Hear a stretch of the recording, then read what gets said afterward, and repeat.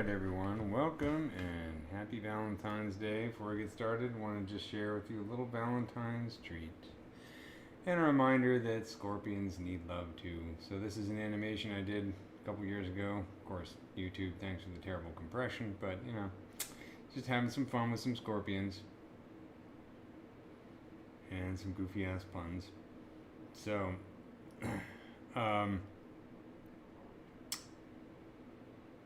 yeah, a little heart fun. Anyways, hope you enjoyed that. Take a look at my scorpion model that I used to create that animation. Pretty simple, straightforward scorpion model. Let me do all high here so you can actually see the detail on it. I'm going to be continuing with the wasps today that I've been working on the last couple weeks. And let me bring up the chat. And I hope everybody's having a good Valentine's Day.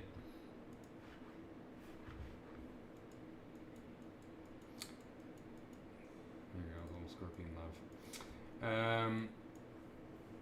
Let's take a look at where we left off with the wasp. I was kind of doing some detailing last week, and I'm going to continue with that this week, and I'm also going to work on the abdomen and also this the piece that connects the abdomen to the thorax. Might add a little bit more detail to that, make it a little bit more interesting. So if you have any questions, let me know. Otherwise, I'm going to get started here. And if you recall, I had created a couple custom brushes. Let's isolate the thorax here so it's a little bit faster. I'm going to get the Damien standard brush here. And set the stroke type to drag rect. Actually do drag stamp.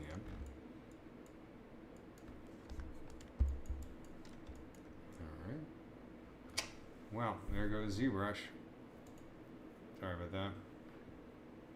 In the meantime, while that's being a jerk, I'll take a look at some of the stuff I created for Valentine's Day a while back. This is the Valentine heart box that I'm working on. So I'm hoping at some point I can actually cast this into silver. So these are some renders done in Redshift. And then I actually did this in Redshift for ZBrush during the beta.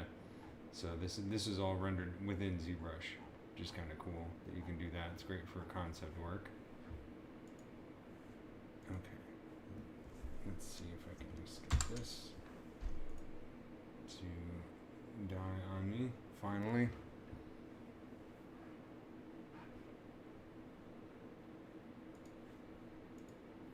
Okay.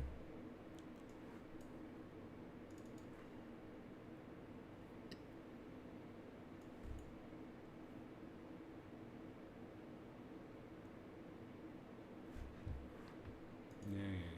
Thank you, ZBrush. I know. It's all abnormal. Let's go back to...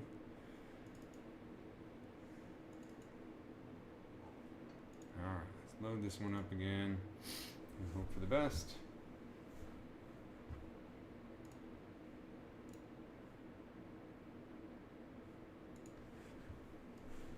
While that's loading, take a look at some of these renders here, and also the ZBrush model itself.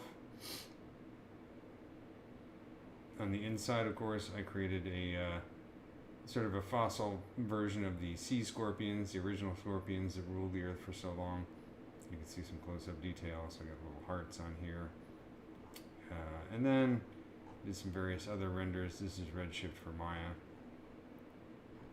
And then I actually, my friend Tony Rodriguez actually did do a 3D print of this in the purple resin. It came out really nice. So at some point we're hoping to break it up and actually cast it in silver. It's a little Valentine's tribute. Okay.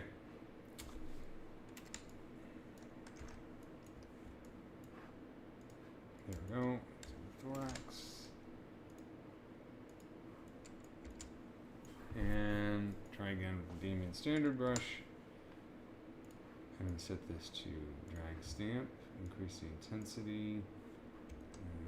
Let's see. Let me bring down the draw size a little bit. Hello. Thanks for showing up and spending your Valentine's night with me. I'm going to turn off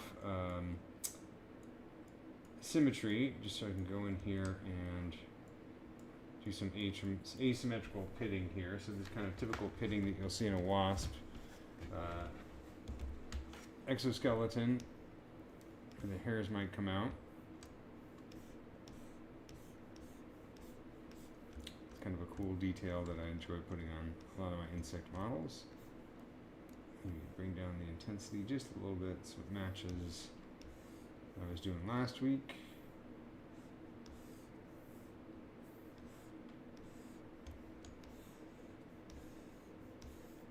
And just draw these out. And you can see I'm just kind of drawing over the other detail that I had created before. And then after I get this kind of worked out, I'm going to go over it with some of the custom brushes that I created last week for doing kind of insectoid detail.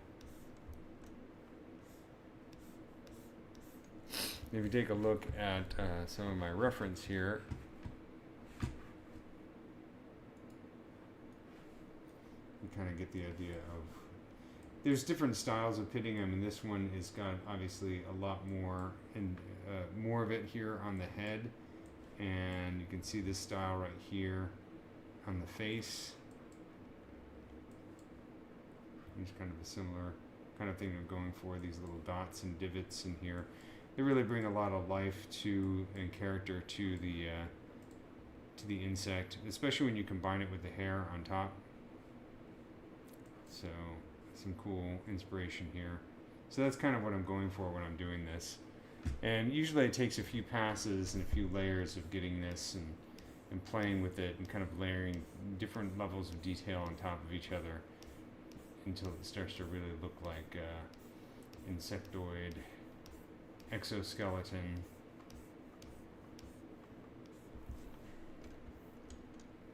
I don't do this with a spray stroke because I want to have a little bit more control over the placing of these things, and I also think that, yeah, the spray stroke, it gets a little too chaotic. When I go to these parts here, I might actually turn symmetry back on just to make things a little bit faster, because it's hard to see both this and this at the same time. So usually you can cheat a little bit when you say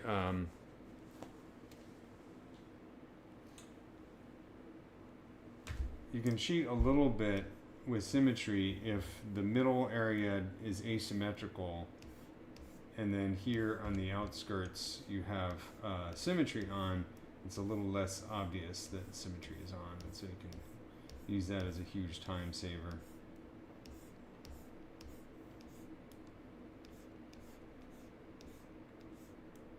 These areas where it's like it's impossible to see this part and this part at the same time, so I think it's okay to be symmetrical if you're pressed for time.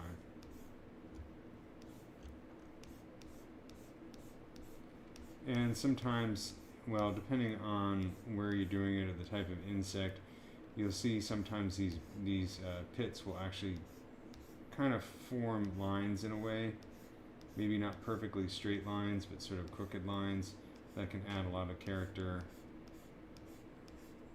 to the insect.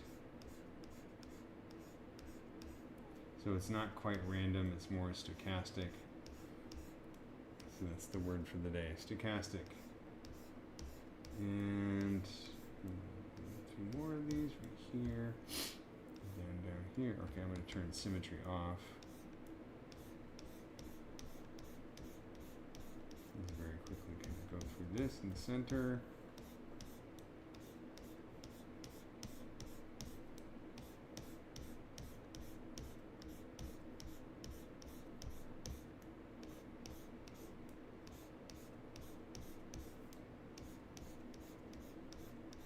You can see I have parts that are really rough and the parts that are really smooth. And turn symmetry back on.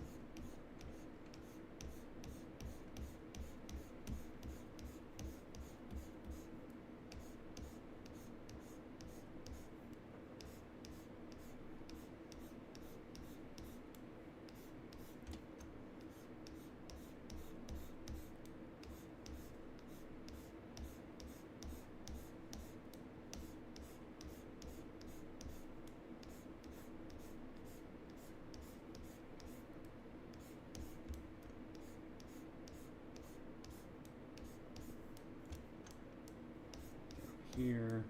Increase the intensity a little bit.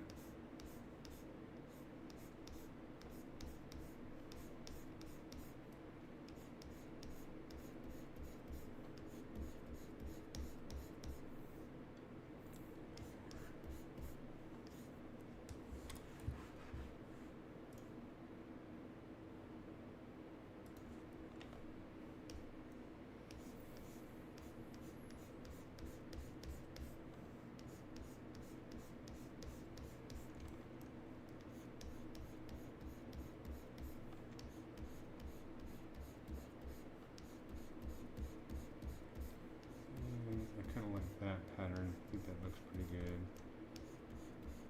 Lay off a little bit down here. Okay. Let's take out some of those custom brushes. Whoops.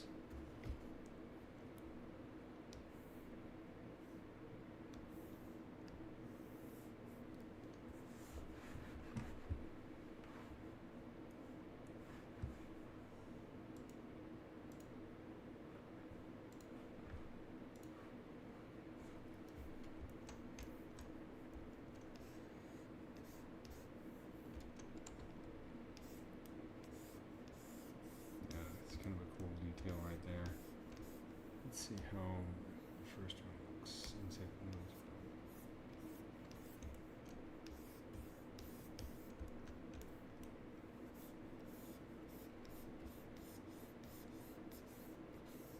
Right along kind of the edges here, and then leave it more smooth towards the center. Just turn off symmetry so it doesn't look too symmetrical.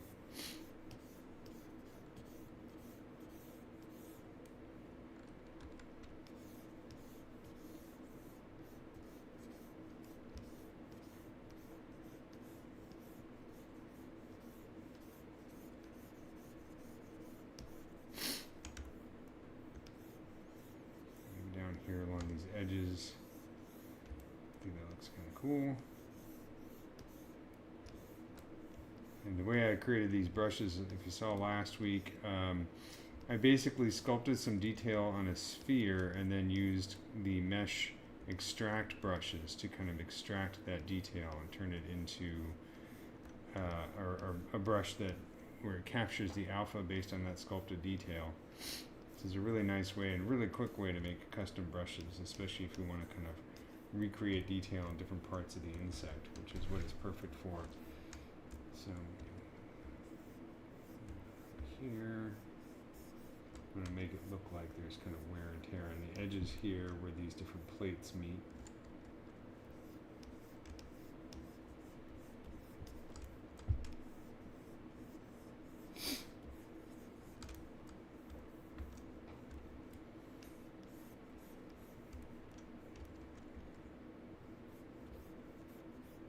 I think that looks pretty cool. Let's take a look at the side here.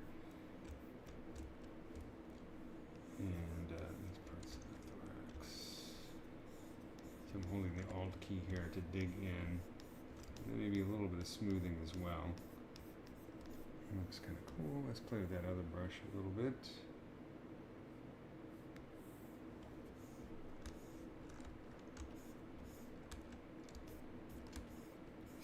It's kind of got a wild design to it. This looks like scales.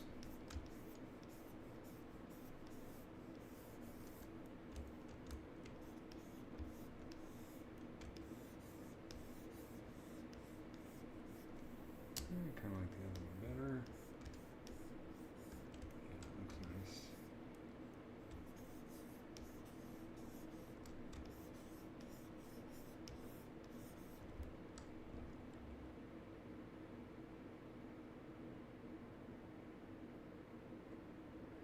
Yeah, so the detail that's lost when you cast and print has a lot to do, of course, with the quality of the printer. So I have just a little, what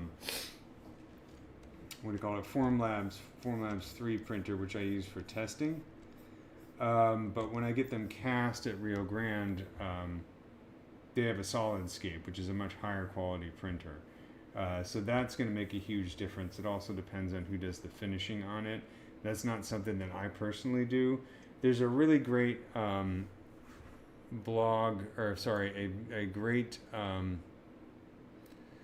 YouTube channel that you should follow if you're into 3D printing and casting, and it's Veg Oil Guy. You should check out his YouTube channel. He does his own printing and casting. He also does great reviews of 3D printers, and he's also super entertaining to watch, and just a really wonderful channel. So I really highly recommend, if you want to get into doing casting jewelry and 3D printing and that kind of thing, that would be the first place I would tell you to go to get really good information. Whereas I know a lot of stuff on the ZBrush end of things, all the way up into the point of exporting an STL, and then I generally have, like, my friend Tony Rodriguez take over to do the final printing and casting, because he has a lot of experience with 3D printing. And you know, Tomas Wittelsbach also does as well. He's a good one to watch when he streams. So hopefully that's kind of helpful. Let me see, pull up Vog on YouTube,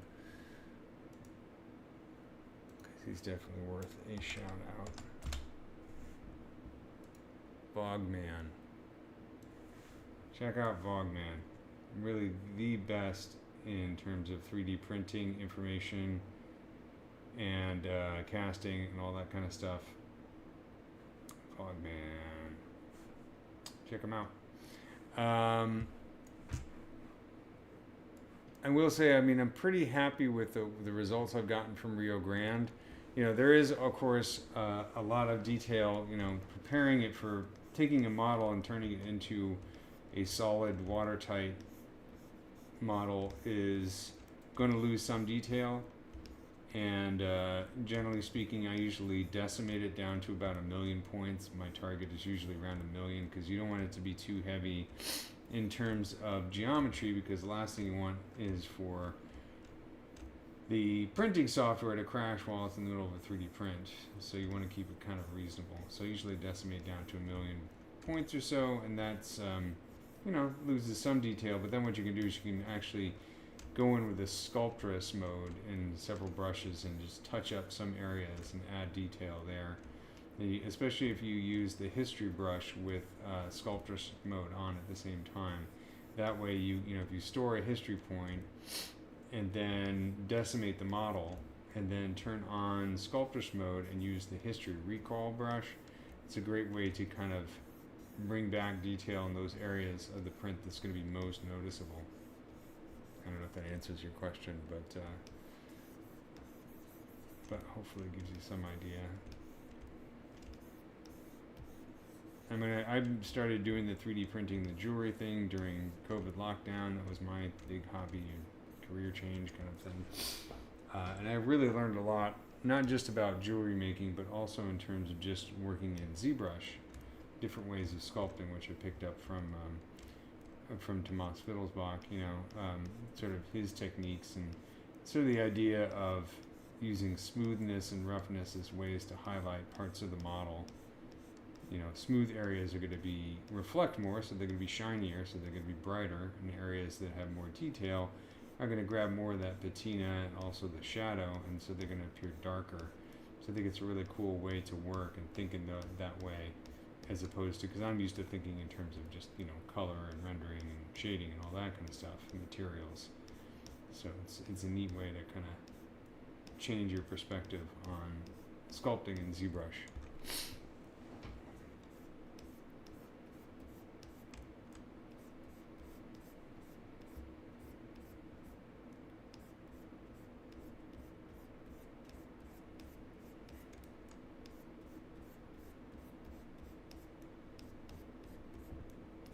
I showed a couple sessions ago, I showed how, you know, using masking to create a mask in these divoted areas is a good way if you want to place like fiber mesh. You know, what I could be doing, what I should do is actually turn on RGB for this brush, so that every time I make a dot, it actually makes a little black dot. But, you know, I don't know if that's super necessary right now.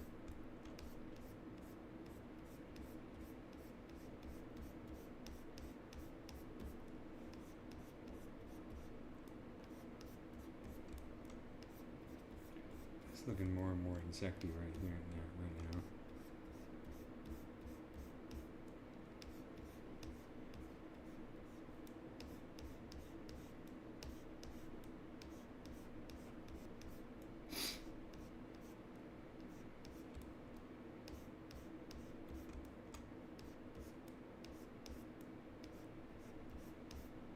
a few years ago, I did models for a company called CDM Perth, and they do a lot of museum displays. So they do huge prints of, like, you know, life-size great white sharks and also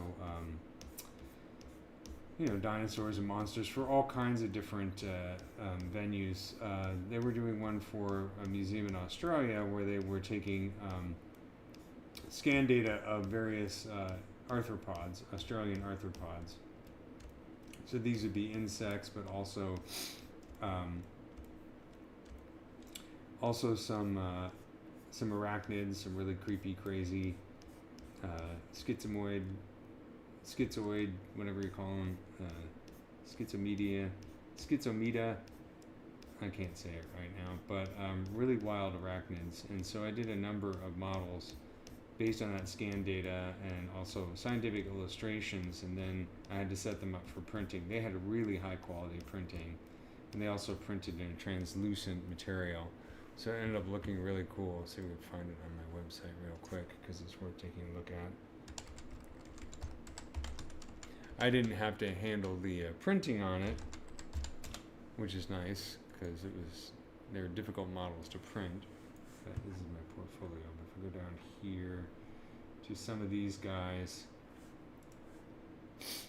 like this is one of the models, schizomid type of arachnid. So yeah, this is something that really exists in the real world, and this one's pretty cool. This is some key shot renders, but here's what the final print looked like. And I did this one as well. So this is a final print of a blind cockroach model that I did. So these came out really well. Awesome translucent printing. Let's see if I had this picture of this one. Yeah, that's an actual print of how that came out. It's really cool. It was a fun project. And I did, you know, some trilobites. This is a trilobite that I actually printed on my own printer. Well, I had somebody else printed on a much larger scale, and then I printed my own smaller scale. But it's pretty cool. So printing is fun. Let's see, I think there's some anglerfish that I did. I don't know if they have a photograph of the 3D print of this one. I might. Oh, yeah, there we go. Some pretty cool stuff. And then, of course, my favorite is this one, which is the Draculoides bramstocari. It's in the schizomid. Somebody had a lot of fun naming this one. These are key shot renders. Oh, actually, yeah. Oh, this is a redshift inside of ZBrush. So this is rendered in ZBrush using redshift. And then those are some key shot renders. And then down here somewhere, there we go. A whole bunch of 3D prints of my models. So pretty neat.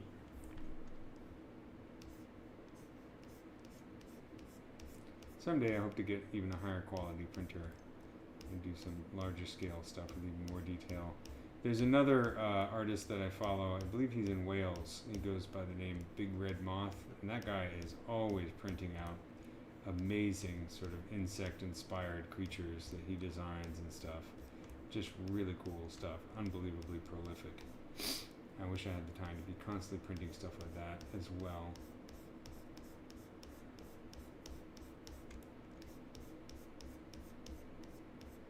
I'm working on a movie right now with John Brown.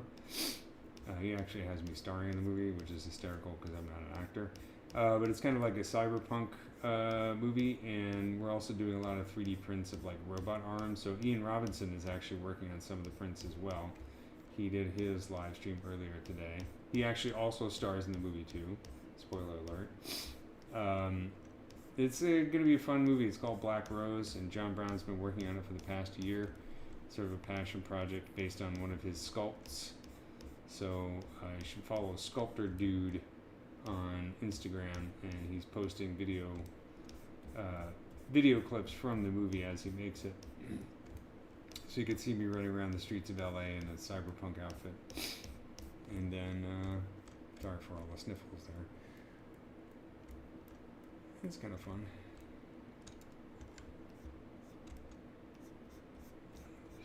few more right here in the front.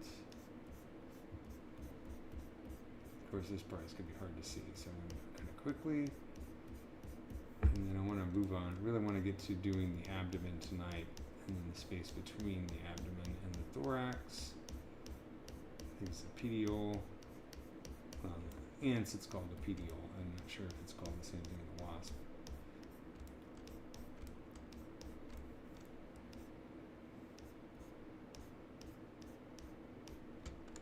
Turn the symmetry back on. Save a little time here. And I'm actually going to go plug my nose.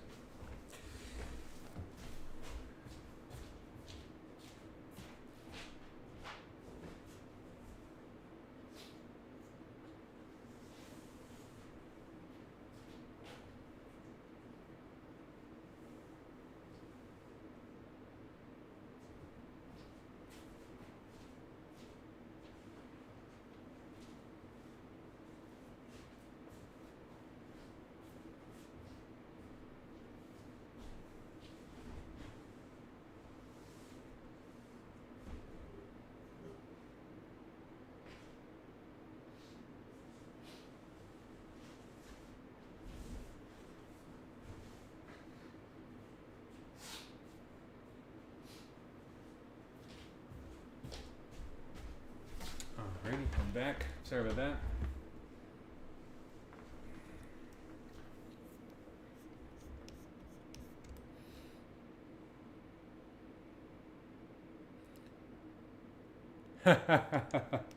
Chasing down the huntsman's spider in your kitchen.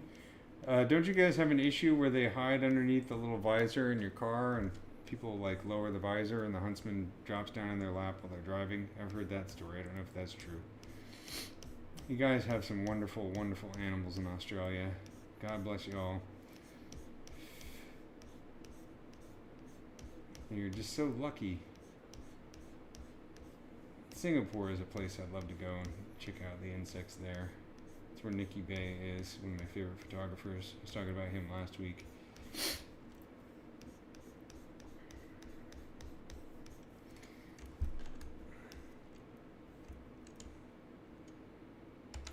Another detail I like to put on occasionally, these little warts. Where all I'm doing is I'm just using the Damien standard brush again, the same stroke type, but I'm holding the Alt key so it pulls out instead of pushes in. So having a few of these little warts kind of randomly placed around is kind of cool. If you're doing like a crab or a lobster, this is like a must. Call it like crab pimples. A few more divots here, and then we'll move on to the abdomen.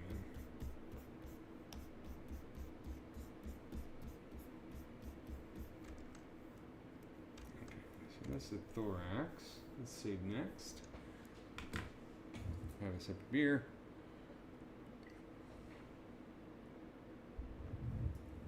Yeah, I hear the huntsmen are harmless. They're just your little friends.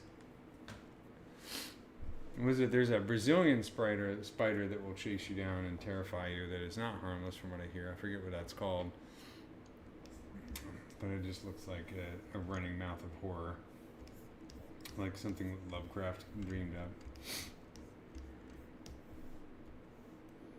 Okay, so if we take a look at the reference again, kind of looking at one of our mud dauber wasps. This one has the long waist here, and then kind of like this. So, I mean, I kind of like on the one that I'm doing how thin it is, but I think it might be a little bit too thin. So I think I kind of want to add a little bit of a thickness and an implication of maybe somewhat of a segmentation here, so it's not too boring, because that's the other problem. I think it looks kind of dull right now. So let's play with that a little bit. So I'm going to alt click on this, and let's see, at the moment it's only 9,000 points. Let's see what the geometry looks like. It might still be, nope, it's been Z-remeshed, so I'm going to hit it with the old inflate brush.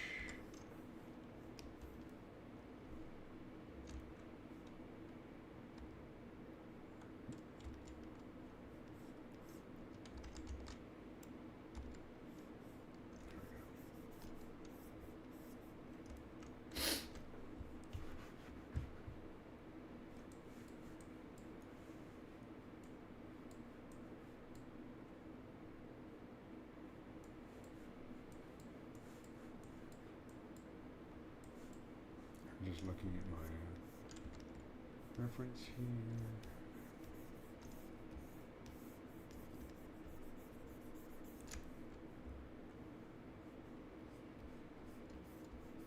And keep it thin in the middle, but thicker on either end.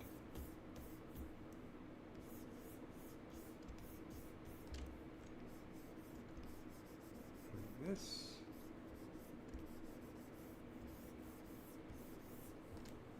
Subdivide it.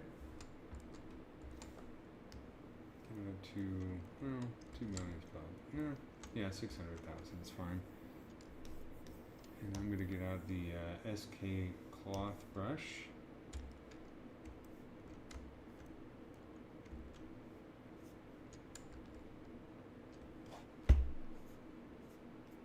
I'm going to imply that there's some kind of detail here. It doesn't have to be overly detailed. Just so it looks like it's meant to be there.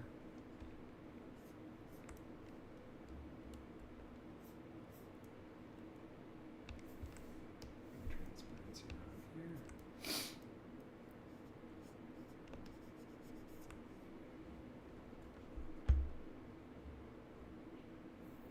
And speed this up a little bit if I hide certain parts of the model, like the head. And don't need to see the wings at the moment, so that maybe make it speed up a little bit. Make a little division here.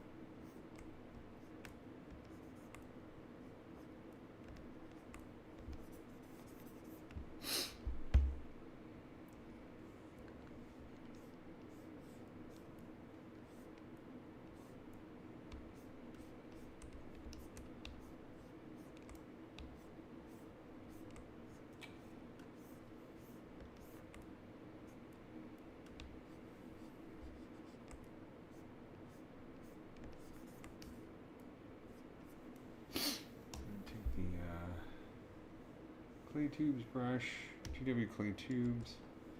Just fill this in a little bit here.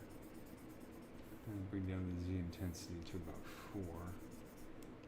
And this kind of helps to make the underlying detail a little bit more organic looking. So it's not so smooth, but I'm also hitting it with a smooth brush. So we get that kind of thing going.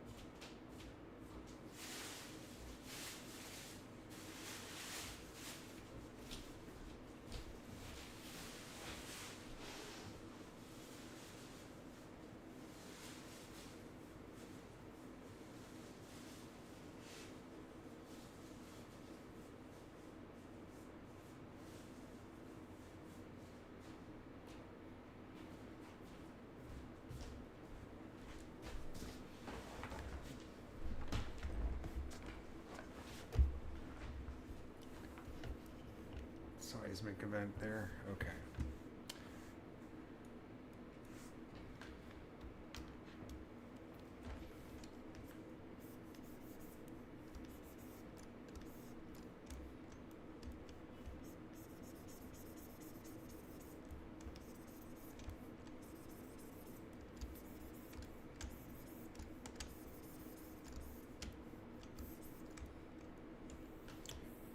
And let's get cloth here.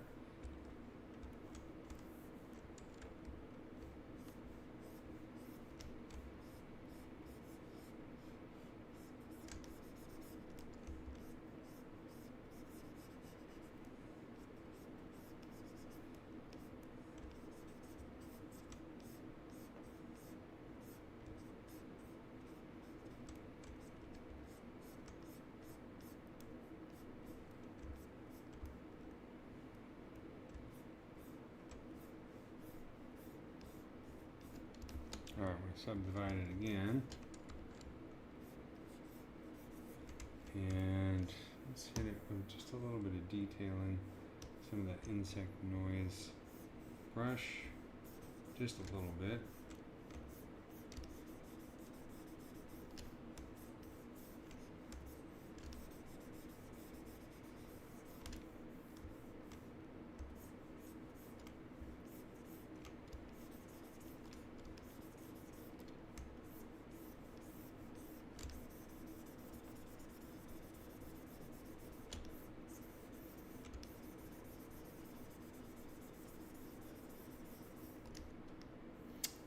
The Damien standard brush. And let's turn off symmetry.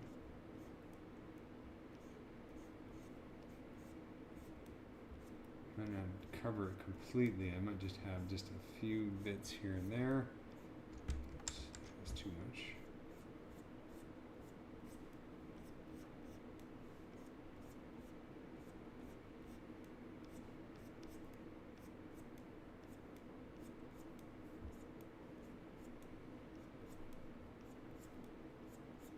I might come back and do this a bit more after I do the abdomen just to see how it works, how it looks.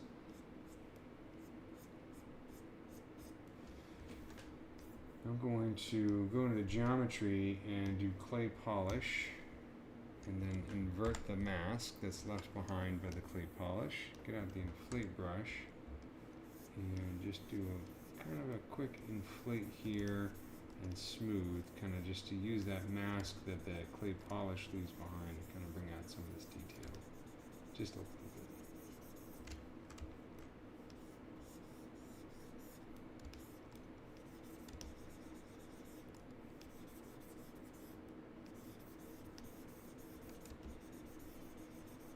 This is where you get kind of the happy accident thing going.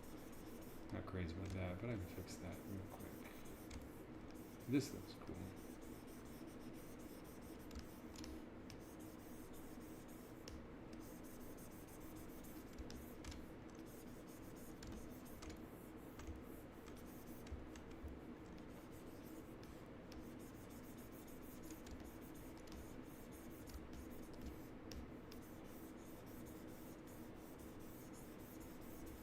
Next week I should be able to start poly painting this guy,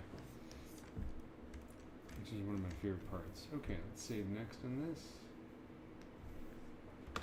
And switch over to the abdomen.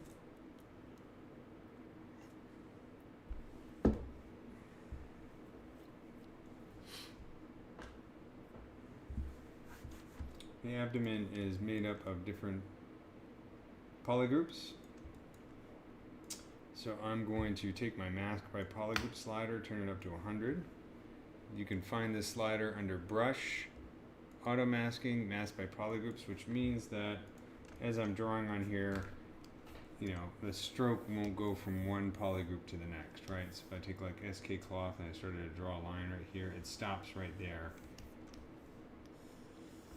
because it's basically just looking at the polygroup. And that's great when you're working on this part, because you can kind of isolate the details to each of these plates of the abdomen, which are called tergites. I'm going to use the Damien standard brush. Maybe bring up the intensity a bit. Let's turn off symmetry and go in here.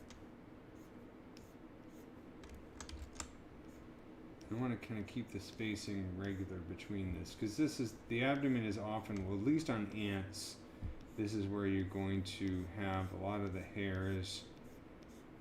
And some ants are hairy all over, but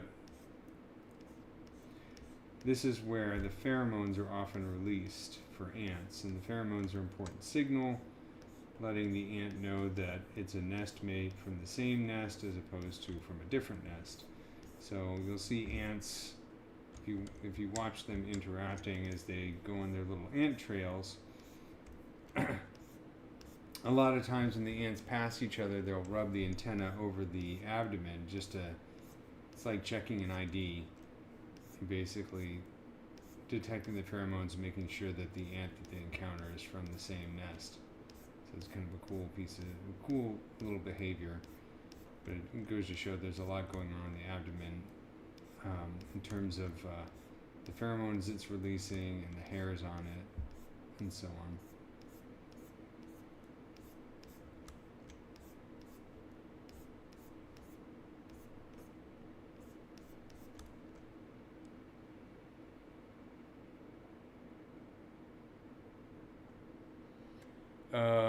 Is it possible to become an artist using ZBrush? Yes.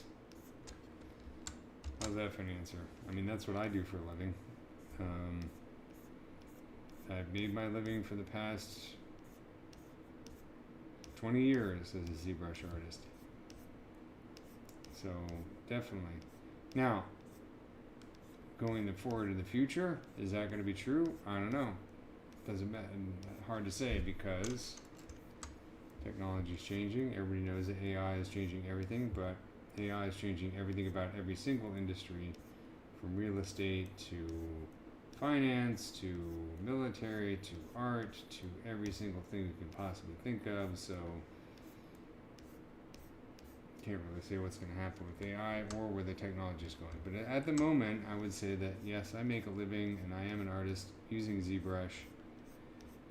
And I know many other artists who also are ZBrush artists and make a living using ZBrush. So the short answer is yes.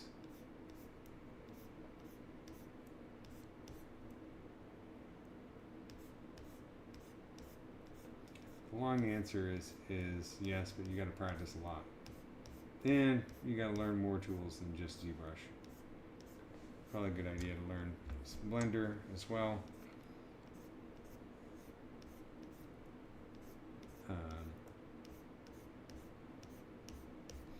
I always say, I give advice to students who are wondering how to, best get a job in the industry. It's like there's always a dilemma that's the specialist versus generalist, right? If you're a specialist, like let's say you're a character artist and all you do is characters, that's the only thing you do. It's good because chances are you will get very, very good at it, right? Just by the nature of the fact that that's what you do all the time and you get the most practice and experience doing it. Problem is, like another good example is like, let's say you're really good at grooming fur in CG. The problem is that you're only going to get jobs that require that specific set of skills, right? So if you're a character artist and that's all you do, you can only get jobs as a character artist, and it makes it hard to pay the bills. But who knows, if you're practicing, 18 hours a day as a character artist, you could end up being one of the best character artists in the world. Wouldn't that be great? I mean, you might be broke and starving, but you might be the best character artist in the world. If you're a generalist, on the other hand, like me, and you can do a wide range of things, like I can model, and I can texture, and I can do rigging, and I can do animation, and a whole bunch of other things, then you're going to work more often, because you're more useful to studios and you can do more things. But it's harder to get really super good at something because your attention and your time is spread out, right? So I have to take time to learn how to rig or learn how to texture, so on, light, render, and all those kinds of things. So that takes time away. So it means it takes longer to get really good at one specific thing. So I've been doing insects a lot for the past 10 years or so. But I do other stuff as well, but it's taken me a long time to get good at them because my skill set or my time is split between learning various different things. So what I usually tell students is, when they're trying to figure out how to get jobs in the industry, I usually say that starting out as a generalist is a good way to go because you want to get working as soon as possible. You want to get into the studio so that you can make connections, you can build up your portfolio. It's tough because you can easily get pigeonholed. Like when I came out to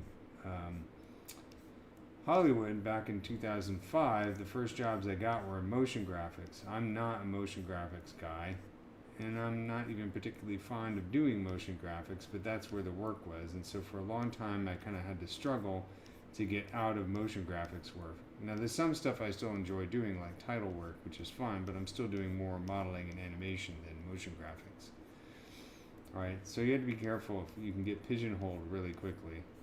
If all the work you do is like doing sports packages, and you're not a big fan of doing sports packages, then you need to get out of that shit as soon as possible. And sports packages, I can tell you from experience, are miserable, especially if you're somebody like me who really hates sports.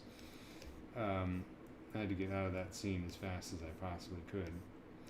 But, you know, for a while it paid the bills. So, being a generalist, easier to get work, easier to pay the bills, harder to get really good at something. Unless you just spend all your time doing CG, which there's nothing wrong with that. So what I tell students is pick 3 areas that are closely related, right? So let's say you really love modeling, right? Modeling is your jam, and that's the kind of work that you want to get. Well, do modeling, but also learn how to become a texture artist, because modeling and texturing are closely related skills. And your models need good textures. So that's a good pair of skills to work together. And add a third skill, how about lighting and rendering, right? Your models need to look good with their textures and stuff. So learning how to light and render your models is also a third skill. So if you can focus your portfolio on maybe 3 closely related skills, you'll have an easier time getting work, because chances are a job will be hiring for at least one of those 3 things. And let's say they hire you as a texture artist and they find out, hey, while you're there, you're really good at modeling too. Well, when the next job that comes along, maybe they switch you over to modeling, or you do both modeling and texture. When I worked on the planetarium show, I had to do a little bit of everything from modeling to texturing to animation and rigging and all that kind of good stuff. So it was a wide variety of things that I had to do. So another good example would be like if you're really into rigging, then, well, first of all, what are you doing watching a ZBrush podcast? But that's none of my business. If you're really into rigging, then you probably want to learn some expressions and some coding, maybe cloth sim, dynamics as well. You definitely want to learn how to do some scripting, even basic scripting. My rigging skills are decent. I wouldn't say that I'm great at it. I know how to rig an insect, or I have my own method for rigging an insect and animating it for what I need. I know real hardcore people who do hardcore rigging for characters. Of course, they specialize in doing mostly that. I mean, it's tough because now you have auto rigging and more AI and that kind of stuff. But those guys tend to know how to write code and how to write expressions, as well as how to work in whether it's Maya or other software.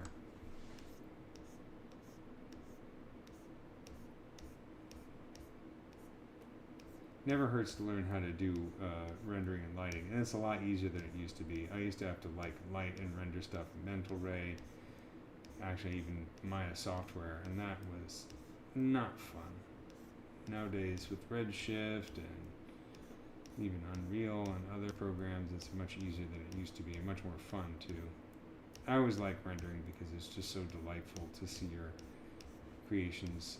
You get that little render striptease going, and that's fun to watch. What I hate about rendering is renders crashing overnight. Definitely had, like, last year I had to do a lot of heavy renders for, I was working on an HBO show, Winning Time, a sports show. It was a good show. Doing a lot of crowd stuff. And actually another good example is I worked on that movie Plane, which was about a plane. And I did a lot of forest stuff, you know, set extensions kind of things. Not my specialty, but it pays the bill. I got to do work with a lot of trees and stuff. But I had to render really big renders with overscan. It was always fun to have them crash overnight, or crash the minute you leave the room for the night and you let it render overnight. That's when it crashes. I used to hate UV mapping too. Yes, better software now. UV mapping is a lot less of a pain than it used to be. I don't mind it as much. But wow, yeah, back in the day, that was no fun at all.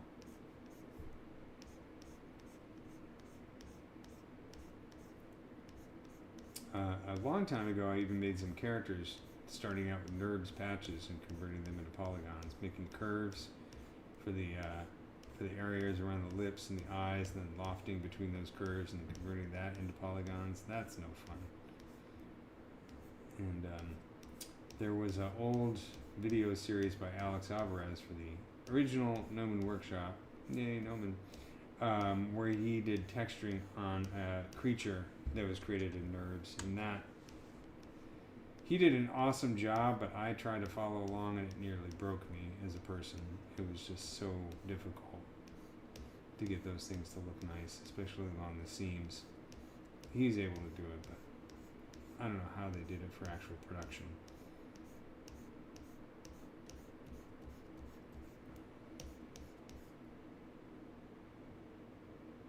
Hi John, nice to see you. Thank you for stopping by. I'm just working on the abdomen here. I'm actually almost done with this part. I know it's a little bit dull, but I'm gonna add some more details, do a little bit of clay polish and masking, invert, and then it should be good to go. I might do detailing on the legs offline because that gets a little bit tedious. It's like once you do one leg segment, it's kind of like this. So I want to get to the more entertaining stuff, which is the poly painting. And I haven't decided what color we're going to do for this particular wasp, but I'm kind of leaning towards green, maybe green and red, because they're complementary colors, and see that a lot in nature. And then a lot of wasps have that metallic quality to them, which is always nice. I mean, the nice thing about the metallic quality is, well, use the same shading techniques you use for metal, right? So it's not that hard to do.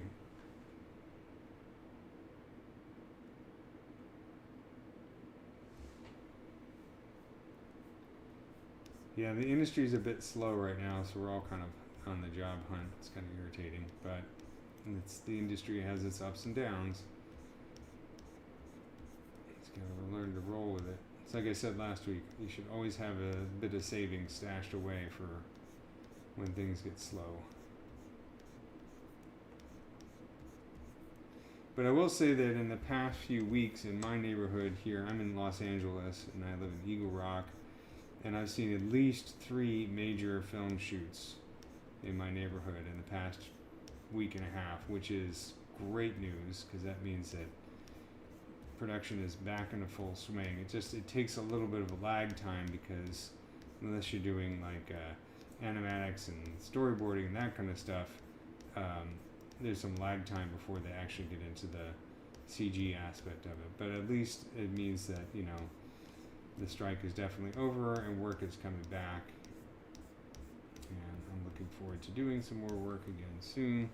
I mean, I've been doing a lot of insect models for museums and that kind of stuff, which is fun. I really like it. But scientific visualization is often on a much slower schedule than film and TV production, and there's also a bit more bureaucracy involved.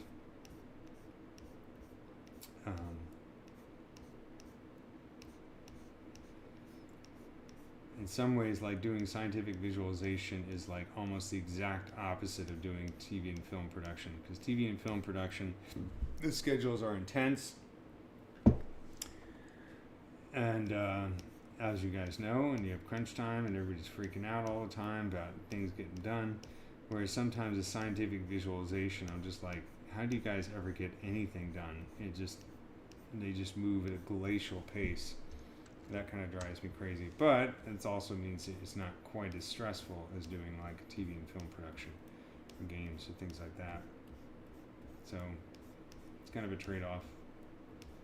I always like doing scientific visualization because it gives me an opportunity to learn new things, obviously, and explore. I've been working with a lot of scan data of insects, and that's a great way to learn stuff, pick up ideas and inspiration.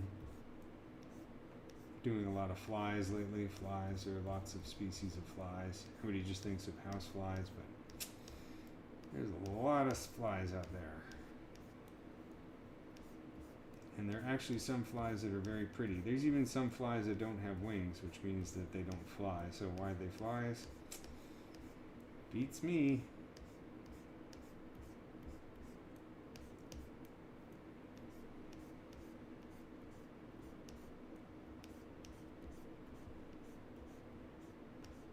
Flies is actually a really dumb name for an insect. But I guess, I don't know, it's a slow day when they're naming animals and like, that's the thing flying by. It's a fly. There you go. Okay. So that's pretty good in terms of just getting some pitting on there. And save next.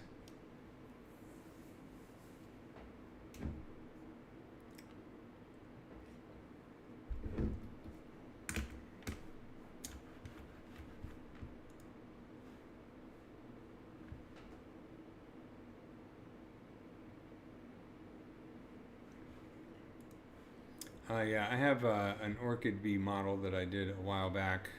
There's of course an orchid fly as well. There's an orchid mantis. Orchids are very popular with bugs. I'm a big, the orchid bee, Euglossa dilemma is my favorite, probably my favorite insect right now. Absolutely beautiful. Is there an orchid fly? I know the orchid bee, but let's see. I have a couple friends who contributed some photography to the, some photography to that series that you're talking about, the Nat Geo Disney one.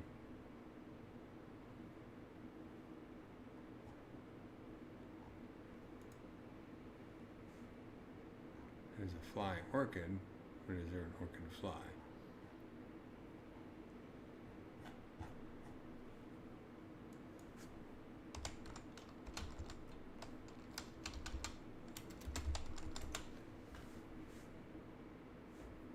The orchid bee right here, this one is an orchid bee. This is my favorite. And I'm actually working on a series of animations to kind of explain how the mouth parts work. A little bit tough because getting good reference from it, but I got some scientific papers on it. But if you check out well, actually at the beginning of this episode, I had an image of my orchid bee. Oh, since you brought it up, let's bring up my model of the orchid bee. It is under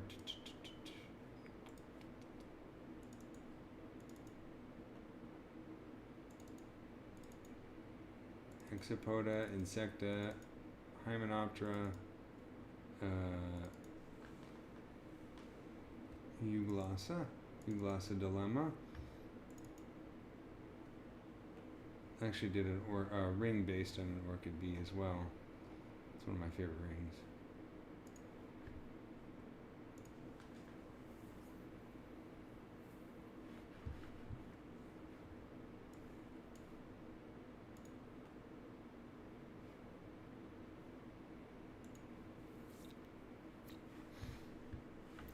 It's a heavy model, so it's going to take a second to load.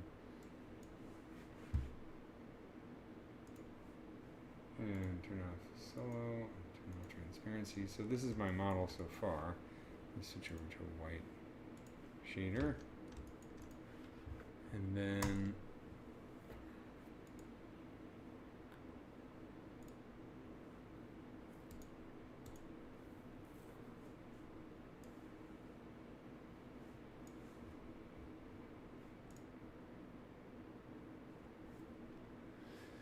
so I did some renderings using Redshift for Maya. I'll just open up here. Sorry, everything's being very slow right now.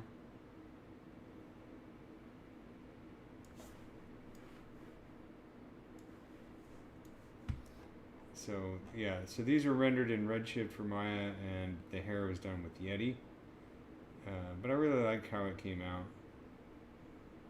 I did a little posing rig. I don't know if it's really an animation rig, but I should do some animations with it because I think they're really cool. I'm going to have like a turntable and stuff. But yeah, it's definitely my favorite insect. It's just so adorable. There's so many cool bees out there. Bees and wasps, I think, are my favorite insects at the moment, and ants as well. And then I also modeled the flower, the crepe ginger, in and ZBrush as well. Yeah, there's my little rig, the orchid bee, and then what it looks like in the wireframe. So happy. Look at how happy he is. There's some early renders. Yeah, and there's some ZBrush lives that I did a while back where I talk about how I did the model, if you're curious. But yeah, it's definitely a cool model. My favorite.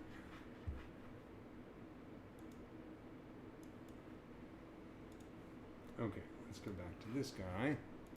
And what I'm going to do is I'm going to copy some of the surface noise from the head. So if I go to the head, right, and the head looks weird because the eyes are turned off, and I go down to surface, turn on noise, and choose edit, and here's the noise that I created for this. So I'm just going to copy it, and then cancel, and then turn this off, and then go over to the abdomen, and choose noise, and do paste, and paste the same settings, and I'll choose, let's bring up the strength just a little bit more.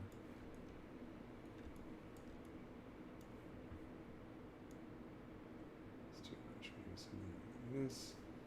Choose OK. Oops. And apply to mesh. So you can see you get the nice sort of micro pitting in there, which is cool. And I think I'm going to take one of those custom brushes, the insect noise. And maybe just along the edges here. Actually, I might do this.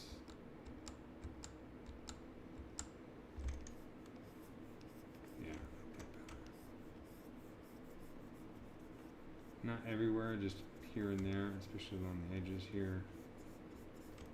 That out. This looks like wear and tear.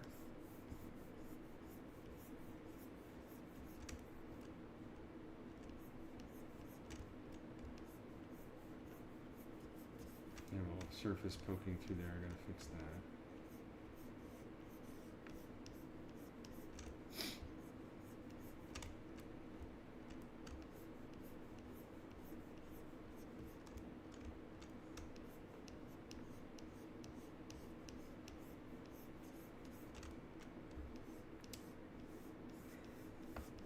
Fun fact about insects, for a long time it was thought that beetles, Coleoptera, were the most diverse insect group. And this is just because there are just so many different types of them out there. And so it's estimated that there are some 400,000 species of beetle, right? So what's recently been discovered, though, is that for many of these beetles, these specific species of beetles, there are individual species of parasitoid wasp. In other words, wasps that feed off of these beetles as parasites for their lifespan. So that means that for each species of beetle, it's thought, maybe not every single one, but for many of them, there's also a species of parasitoid wasp that specializes. So that means that you could think that maybe that possibly there's at least as many different wasp species as there are beetle species, except there's also non-parasitoid wasp species, which means that there are many more species of wasps than there are beetles. At least that's the current thinking, until somebody discovers something that changes that thinking. It's kind of interesting. I know the smallest insect in the world is a species of wasp that the body of the wasp is the size of a paramecium, so it's the size of a larger single-celled organism.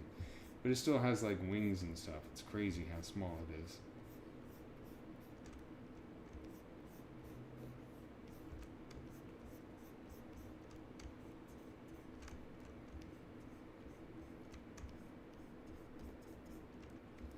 So this looks a little slapdash, but I think, you know, once I do a little bit more with the kind of some masking techniques, I can make this detail look a little bit more interesting and a little less slapdash. But I'm just kind of carving it on at the moment.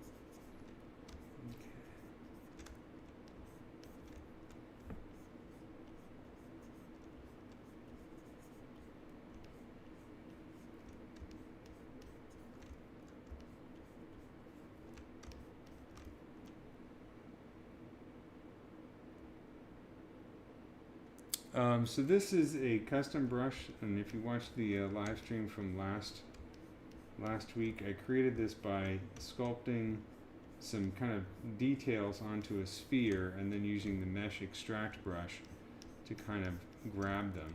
And so what I'm doing is I'm kind of scuffing up the surface, and you'll see in a second I'm going to apply the clay polish to the whole surface, which will knock it back a bit, but then leave a little bit of a mask behind so that I can start to make this look a little bit more kind of insectoid. So it's kind of like the first pass. If you've ever worked with like clay sculpture, I'm not great at clay, but my friend John Brown is, you know, he uses a technique where, you know, he sculpts some detail into the surface, kind of exaggerated, and then goes over it with an alcohol torch to kind of melt it, and then uses like a freeze spray to kind of freeze it on top of that, and you get some really cool, interesting details that way. So I'm kind of doing my own version of the ZBrush equivalent of that. So this is the first pass, which is just kind of making some detail in there.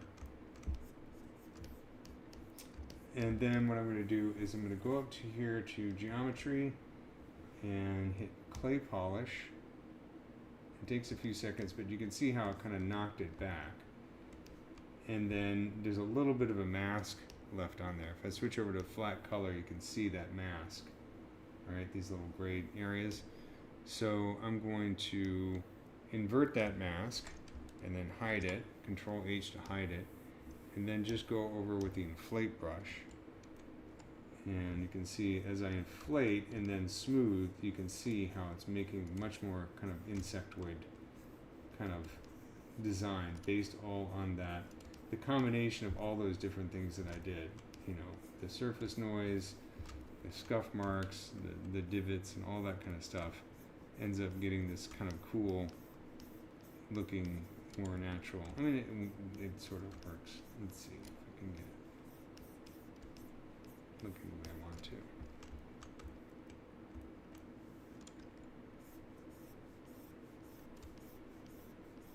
Yeah, I mean, that looks kind of cool. You know, just looking at, you know, insect under a microscope, you start to see that kind of detail. That's sort of micro detail right there.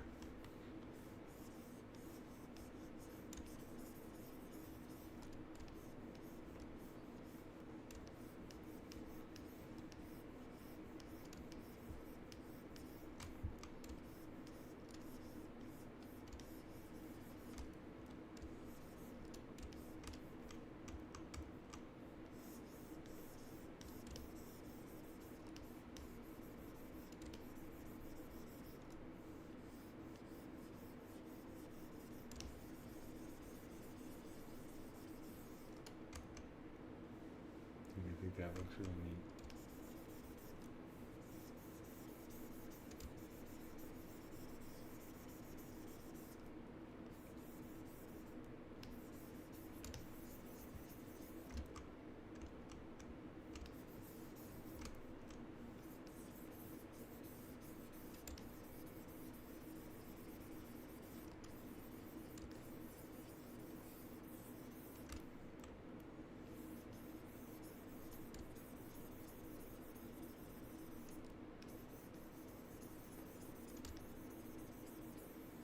It leaves these kind of cool marks like that.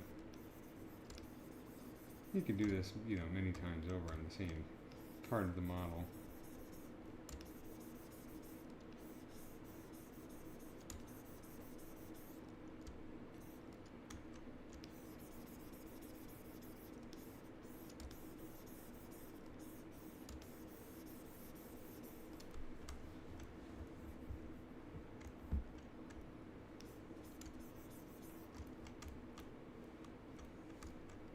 I might turn on symmetry down here just to make it a little bit faster. Let's turn on solo as well.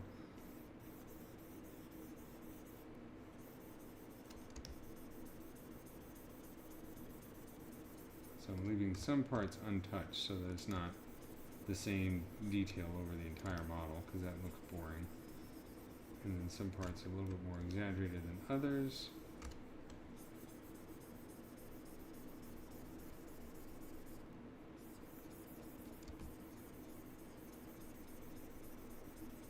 This works really well for like zombie skin too.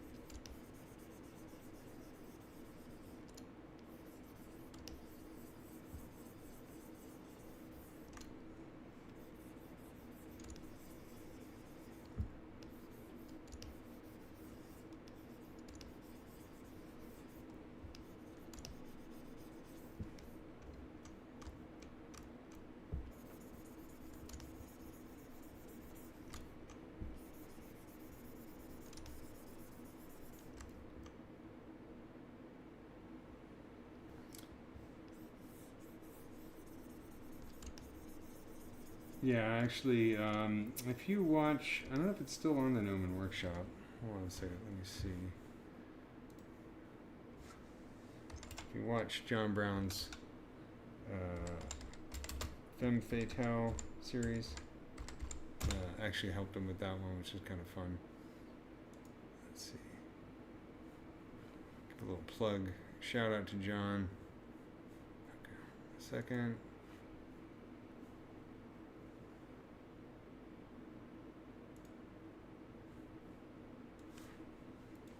John Brown.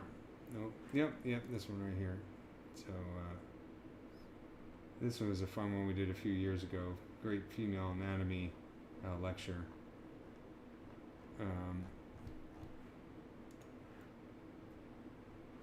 But yeah, he's got some great stuff in the Gnomon Workshop.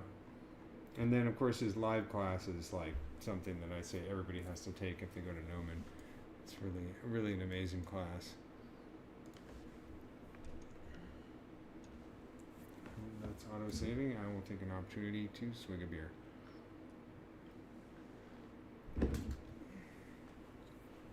Tonight's episode is brought to you by beer.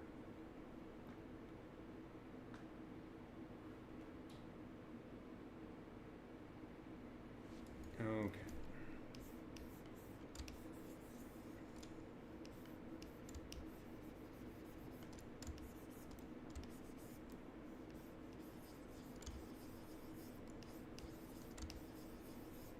All right. Okay, so there is the abdomen. I think that looks pretty good. I'm going to clear the mask here. And let's bring this back. Okay. So let's take a look at the wasp. Turning everything on.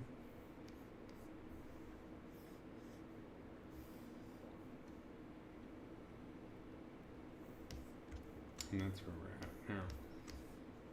So, let's save next. And I think what I want to do now is I'm going to start doing some poly painting and get some color on here.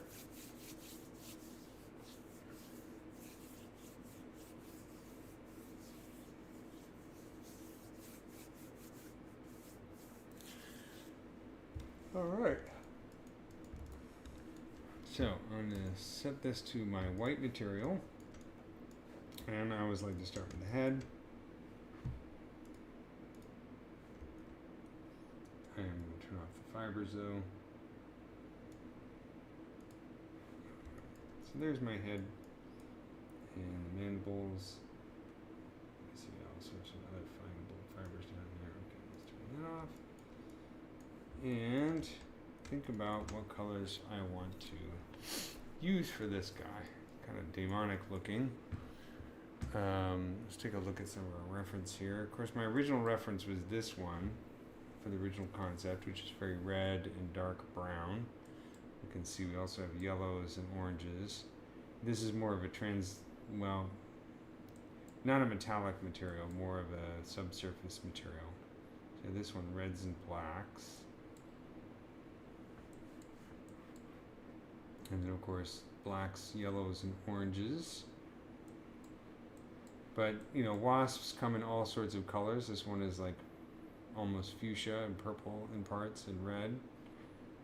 And look at this earwig. I mean, that thing's crazy. We have a nice green cicada here. I've done purple wasps before and then kind of yellowish orange. So I think using another red and black one. Another mud dauber.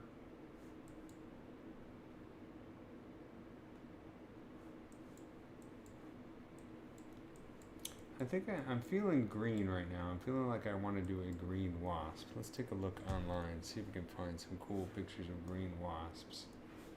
Oops, that's a live stream. Hold on a second. We'll do green wasp.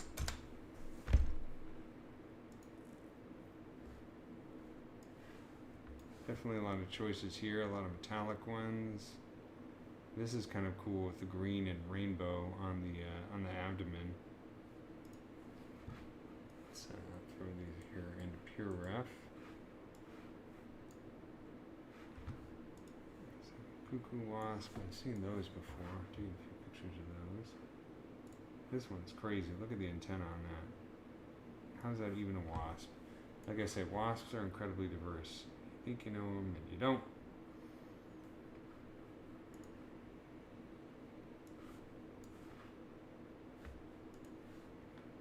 This one's kind of nice. I like the green body with the yellow stripes on the abdomen. Kind of classic metallic green wasp. That one's not too far from the one that we're doing. I like the rainbow colors though. I'm gonna go along with something with the basically greenish overall, but then do some of this rainbow stuff that's going on here, or the red. That one's really cool.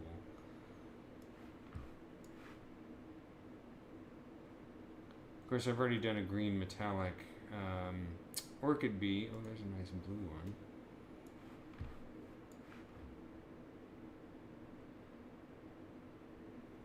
So yeah, I might do green with some rainbow kind of red and other. Oh, there's a nice one. Here's a mud dauber. Well, it's not really green.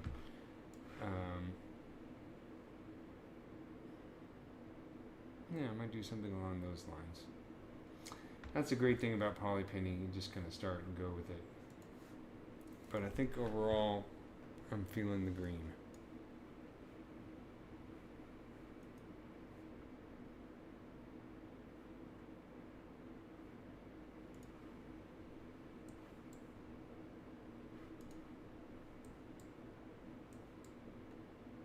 I'm thinking something along the lines of this.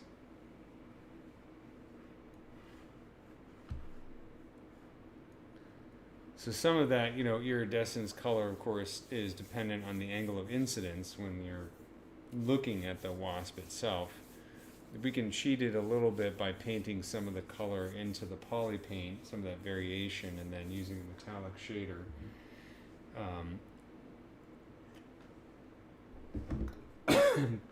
But if you're rendering with, like, you know, Redshift or, you know, a program other than ZBrush, like let's say Maya or Blender or whatever, you could also plug in some colored ramps into the angle of incidence so that the color actually shifts as the view of the wasp shifts.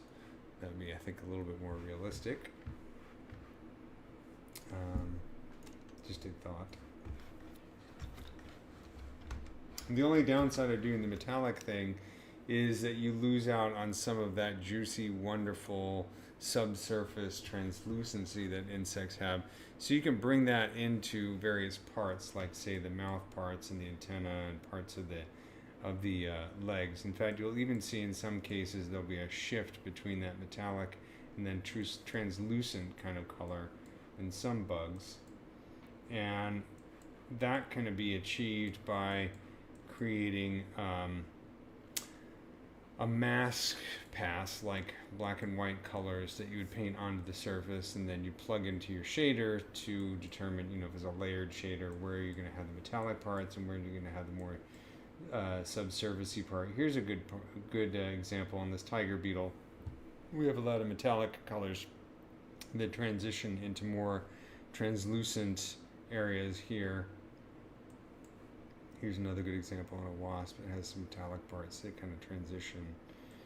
So might want to consider that to make it a bit more visually interesting than just straight up everything being metallic or everything being translucent. Let's see if we can. This one's mostly metallic. That one's dead, you can tell, because the eyes are all decaying.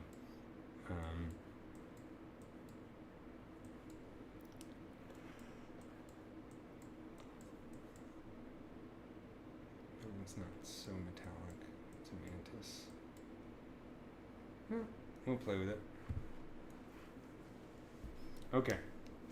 So I'm going to start with the head, because that's where I always like to start. And I'm going to just turn off everything but the head for the moment.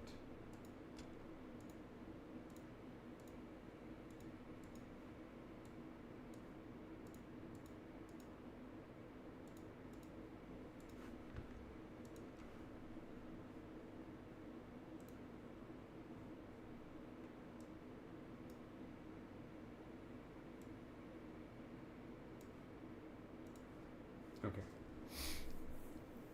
And then I'm going to get dark greenish blue. And I'll choose color, fill object. And I'm going to choose the paintbrush. And I'm going to set the RGB intensity to, let's say, I don't know, 70-ish or so. I'm going to hold the shift key and set my smooth brush. I'm going to turn off Z add and set the RGB intensity to, like, you know, maybe 70 as well. So that means that the smooth brush is now a blur brush, and it'll blur the colors I paint on here as opposed to smoothing the surface, because I don't want to lose any of the detail that I've already created. Video Celli, let's turn on poly paint, and I'm just going to fill this with a black color. So the Celli will be black. And for the head, I'm going to go over here and let's do play with some masking. So I'm going to go here to the mask, and I'm going to choose, let's do a mask by cavity. I'll just do mask by cavity, and we end up with this kind of thing. Maybe what I'll do is, let's mess with the cavity profile a little bit, just play with this curve. See what we can come up with. It's a little bit more masking. I'm going to invert the mask and then Control H to hide it, so that now I'm going to take maybe a darker greenish blue, and let's just do color fill object. So we get this kind of thing. It's going to look strange for a bit, but bear with me. You know, and come in here after I clear the mask and hold it. Let me bring up the shift key. Sorry, the draw size, and then I can always smooth that to kind of even it out. It looks kind of like leather at the moment. That's okay, because we're going to layer more colors on top of this. And it's also the material is going to make it look kind of leathery at the moment, but eventually we're going to have a more metallic material. But you can see how smoothing out that paint that I've applied using the mask kind of has a nice blend to it.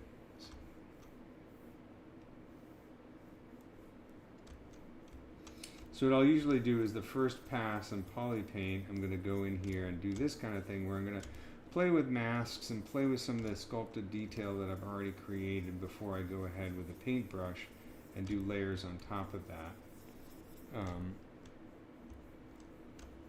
That's kind of how I like to work. So see what we can achieve with that. And let's go down here and choose mask by smoothness. So we're going to get a slightly different kind of mask. So it's a little bit more subtle. So I'm going to invert that mask. And this time, let's bring in a little bit bluish color to it. Bluish green, maybe a little bit paler, a little bit darker. I'm just fooling around here. Just getting some colors on here to work with. I'll choose fill object a few times.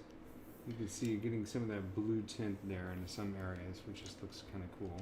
That's a bit on the subtle side, but that's okay. but getting a nice little mix in there. Once again, it's just really getting paint on the canvas here. Let's take a look at Mask by Peaks and Valleys. This tends to get more of a splotchy type of mask here. So I'm going to keep that mask. I'm going to Control H to hide it. And let's get a lighter bluish green here. And then I'm going to clear the mask and then maybe use the Shift key. I'm going to bring out the RGB intensity on the Shift brush just so I can blur it a little bit more. But you can see now I'm getting kind of an interesting kind of cool detail into the color, and that's all based on everything that I've sculpted so far. So the sculpting has done a lot of work for me, not just in terms of the sculpted detail, but it's also helped me make the painting a little more interesting, a little bit faster too. So you get that.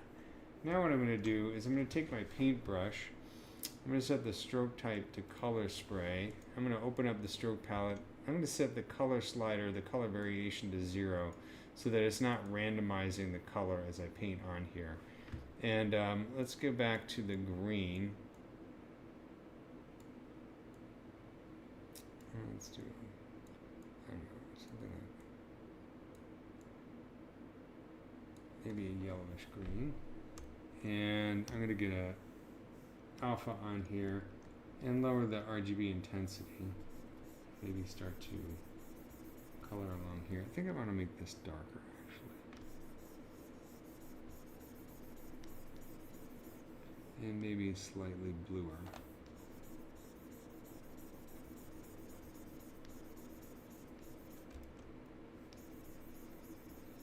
I'm kind of painting over the detail so that knocking some of that colors that I just painted onto the surface back a little bit to give it kind of a subsurface kind of quality to it. Now the other things you notice, I've turned symmetry back on so that I can save a little bit of time. Since the color is already asymmetrical, I can get away with it. So I'm just painting in some of these just along the edges here.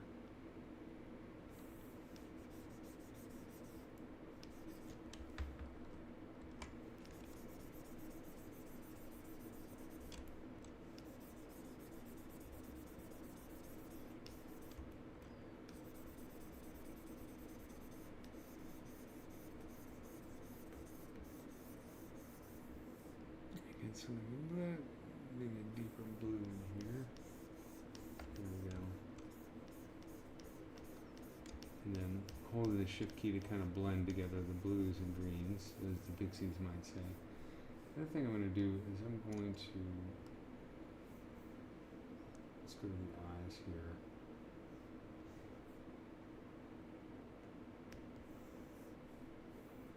So the eyes here.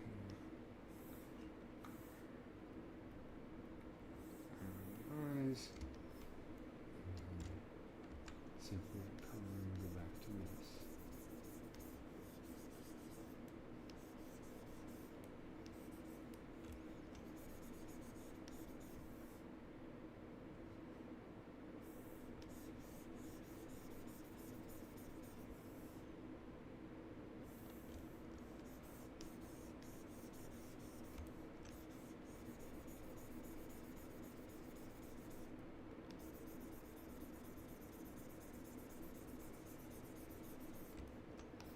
Of course, the thing you can do is, let's take a look at our, let's save this real quick. So we choose Save Next.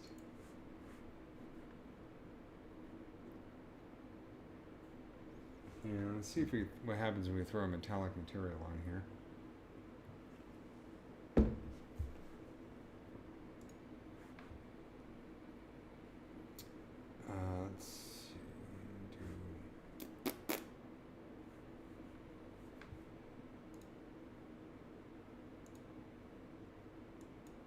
Okay, so this is a redshift material, so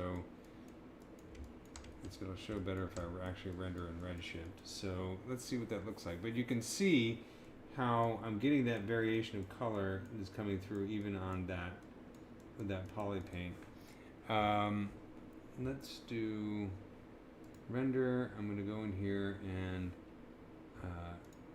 turn on Redshift Renderer. It does have default panorama, default lights, so that's okay. Let's see if this does anything. I'm used to using Redshift for Maya, so I have done Redshift in ZBrush a few times. It's going to take a few moments to process. Let's see if it's actually doing something. Yeah, because what it's doing is it's loading the geometry into memory. So the first time you render with Redshift for ZBrush, it's going to take a few moments to get it together, but then hopefully it'll be faster after that. Let's see how it looks.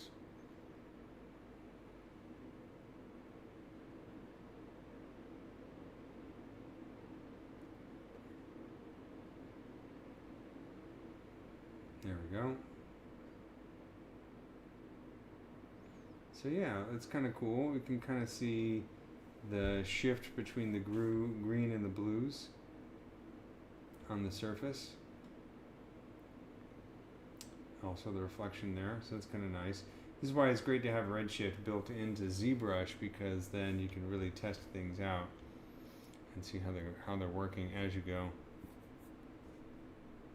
as opposed to sending everything over to Maya or whatever, or Cinema 4D or whatever, before you can see what it looks like.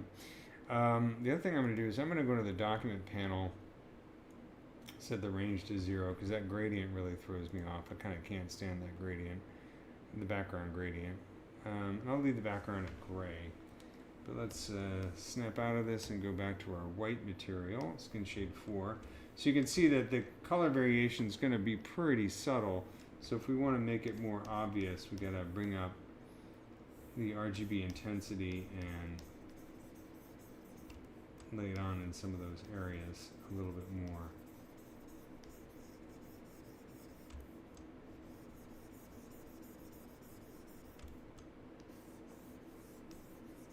You also want to think about complementary colors, because nature tends to use complementary colors a lot.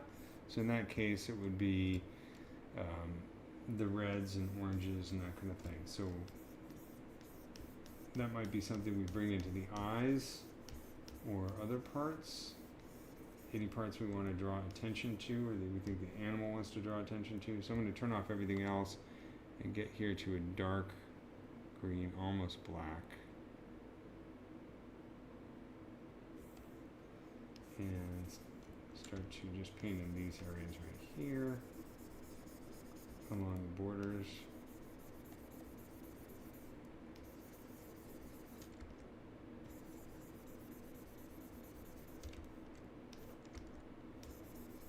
And, you know, in the areas of the mouth. You know, I still haven't modeled all the mouth parts. I still got to do that. But I decided to switch to poly painting because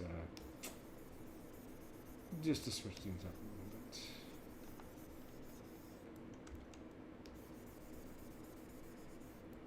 Nope, I still have mask by polygroups on, so I'm getting those weird lines. So I'm going to set that to 0. That makes it a little bit easier. That's an easy thing to forget about when you're working and things are acting weird along the borders. It might be because you have mask by polygroups still on. So I'm going to make this very dark colors, and then I'll come back and maybe add some blues to it and lighten it up a little bit. But, you know, these areas where like the antenna are coming out, I like to have dark colors there. And beneath where the eyes are. What's the longest you spend on an insect sculpt, and how long does your average insect take? It depends on if it's something I'm making up or if it's something based on reality, and then and it also depends on the reference. So let's say I'm trying to make an scientifically accurate insect. If I have scan data, that certainly helps out a lot, although scan data with insects is always messy, so it'll take maybe a few hours, maybe an afternoon, say, to sort out the scan data, clean it up. So let's say that's a day of work right there. And then once I have all the scan data cleaned up and, you know, maybe a symmetrical model with all the parts worked out, and then I'm going to go through each part and start to redefine it, resculpt it, maybe retopologize it. So that's going to be like another day or so, and then doing fine detailing. So let's say if I have scan data and I'm doing a realistic model like some of these flies I've been working on, it's probably going to take about 4 to 5 days of work maybe, I think. And then if I poly paint it, if I do the coloring and texturing, that's probably going to be one more day. So yeah, probably like 4 or 5 days. This one I'm kind of making up. It's a sort of a fictional bug, and I've also only been working on it during the live streams. So, but it would probably take about, I don't know, similar amount of time, I think. If I'm actually going to rig it and animate it, then that's obviously going to add more time to it. But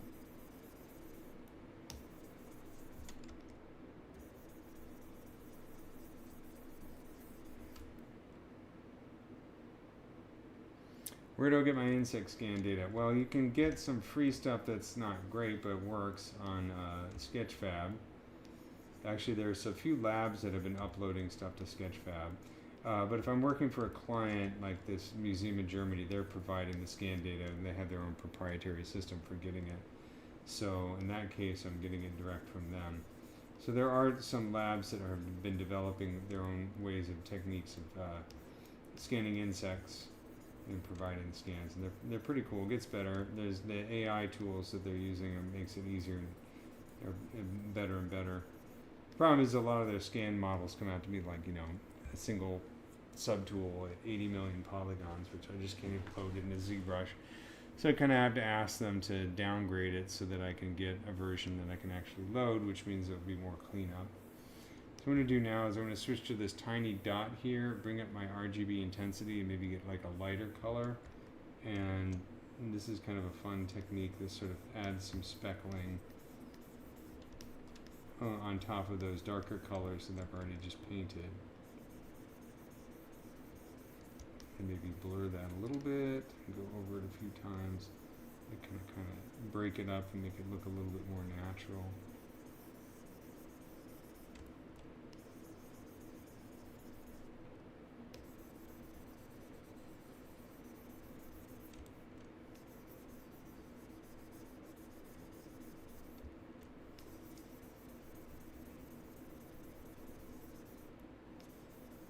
I have also modeled, anatomically correct, or as anatomically correct as I can get them, insects using just illustrations and photographs. That takes a lot longer because you have to really spend time trying to sort out things. I mean, it's also true for scan data, because scan data, you get a lot of schmutz and dead stuff in there, and shriveled parts and collapsed parts.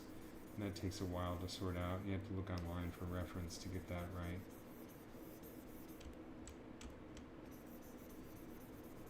So it really depends. If you have great reference, it makes it easier. If you have terrible reference, obviously that's going to make it take longer. And I've also had some jobs where a scientist will draw something on a little sketch to illustrate a point, and they're usually really terrible, and they make things worse. Just like, seriously. But also sometimes I've gotten verbal descriptions of parts, and I'm like, that's completely worthless. I don't know why it's such a struggle to get people to actually just paint on a picture a little red arrow that says fix this, or change this, or make that bigger. Sometimes it's pulling teeth to get people just to say, do a paint over. Here's a render of my model. Just paint on here what you want me to fix. It's really, you could do it in Microsoft Paint. It's really not an art contest. But believe it or not, sometimes it's like hell trying to get people to do that. They consistently write these long-winded emails. I'm like, verbal description does me no good whatsoever. So what I want to try and do now is, let's take a look at a reference real quick.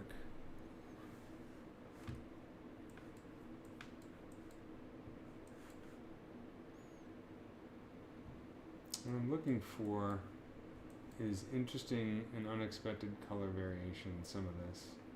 This one's just all bubbly. It's crazy. I mean, you can see when it's transitioning over to these warmer colors over here, we still have like purples and stuff. Sometimes that's nice to bring into other parts of the model. So yeah, you can see there's some splotches of yellow here. It's not just blue and green. You got little yellow. I mean, some of this is reflection, obviously, of the environment. Some of this yellow. Let's see right here.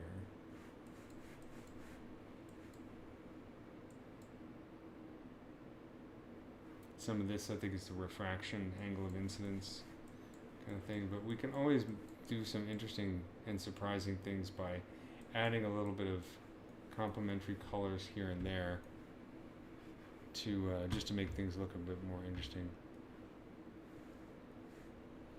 Yeah, I know, Ryan. Isn't it amazing? Are you just like, dude, if this is supposed to be, you want a scientifically accurate 3D model, give me some guidance here. Paint something on with the render.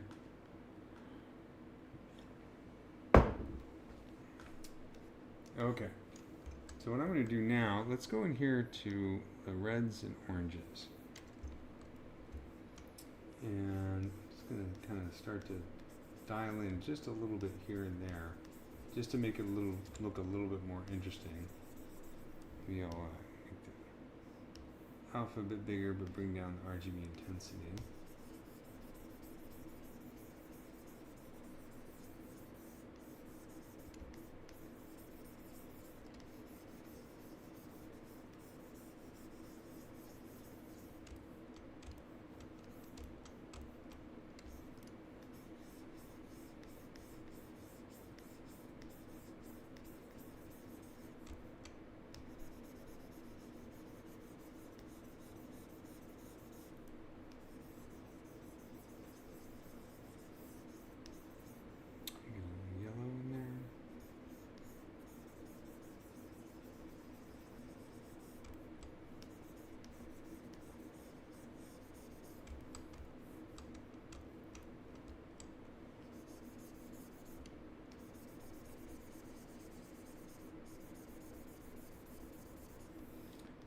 Too subtle.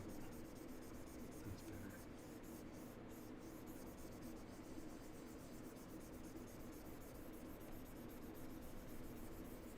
Yeah, kind of like that. Looks kind of cool.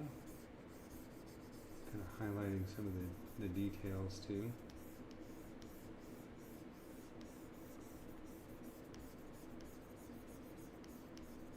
Don't want to go too much.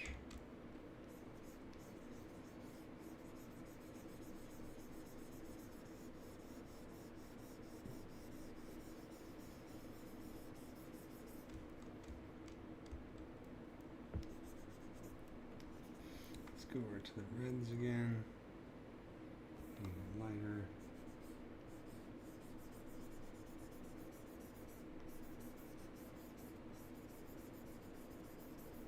Let's see what it looks like with that metallic shader on there.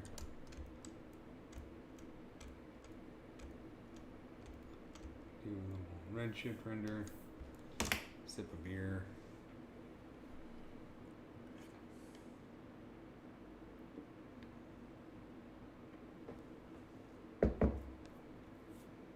Seconds.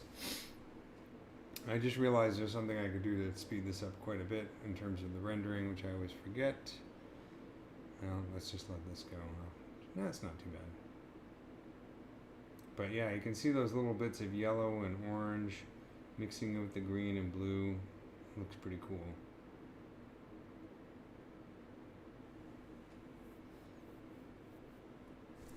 There is a setting down here under redshift properties, smooth surface. What this does is it smooths the normal surface at render time, which is great if you're doing like a low poly object, but if you're doing it like, you know, this head here is 22 million points.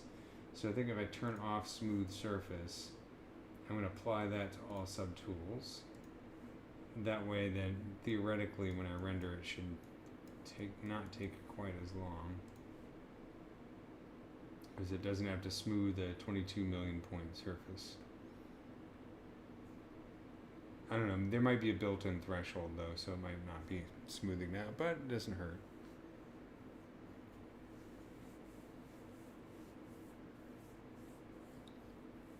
I like to try and bring a little bit of red and warm colors and complementary colors into areas like the mandibles, any of the danger zones for the insects, just to kind of draw attention to it so, scare off predators and that kind of thing, but also just draw cool attention to the cooler parts of the insect.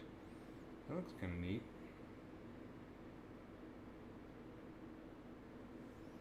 Let's see if we go in here and under Redshift,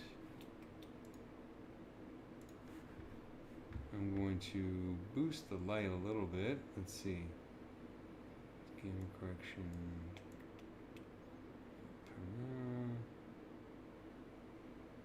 So what we can do is go to lights, Redshift light property, and increase intensity multiplier. And I'm also going to go into the material. Under modifiers, metalness at 1, diffuse color white, and it's good, reflect color white. And let's bring down the roughness a little bit so it's a little bit shinier.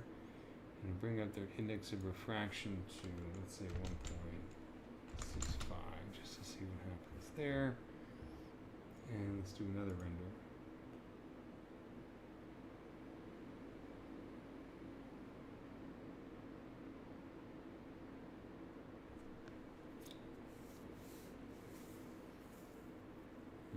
There we go. A little bit brighter, a little bit shinier. I think it looks pretty cool.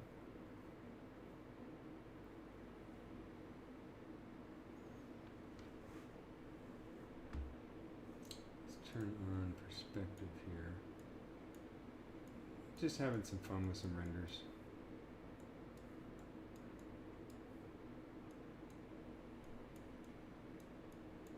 Definitely looking kind of Star Trek.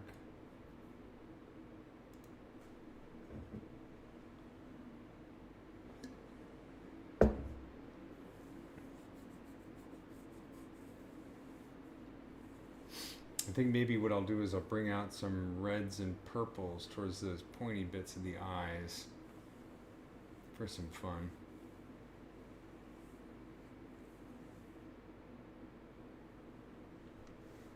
Interesting. Okay, let's switch back to skin shade and save.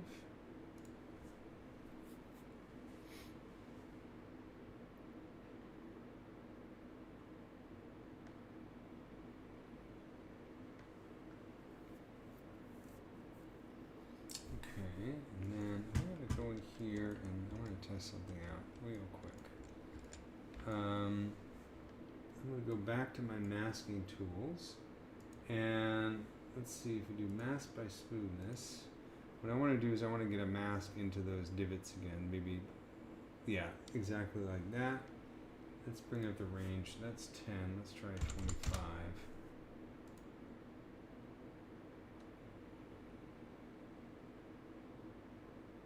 Yeah, that's good. And I'm going to invert that mask. So you can see it's mostly those little cavities there that are masked. So I'm going to press Control H, and I'm going to get a really, really dark, almost black color in here, and then just fill that in a little bit so that detail comes out. Oops, I'm going to invert the mask, and then, well, let's just clear the mask.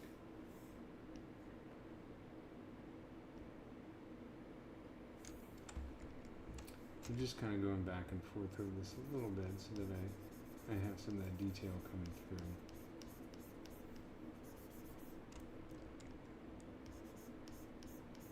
The detail meaning that I like the dark color within those divots there so that they come through a little bit more. Now I'm just kind of painting around them a little bit so that it doesn't get too dark on the surface.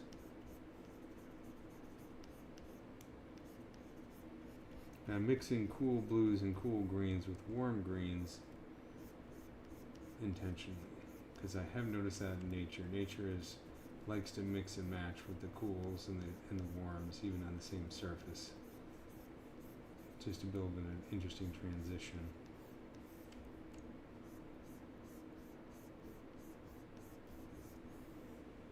And then let's do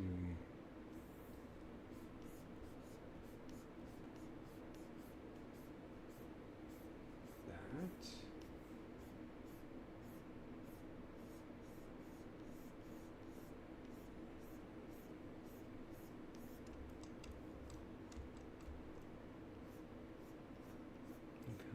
Get it over here around the ocelli.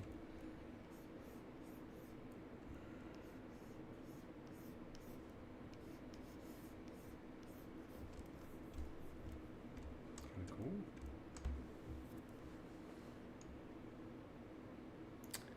What brush is that on the eyes? You're talking about for the for this. I have a technique using the surface noise and using the 3D noise plugin under surface to get the hex on there. So I demonstrated this a few chapters ago, a few live streams ago. If you want to go back and check some of the older live streams, I show how I did this technique. That's probably the easiest way to go through it, since I've already covered it once.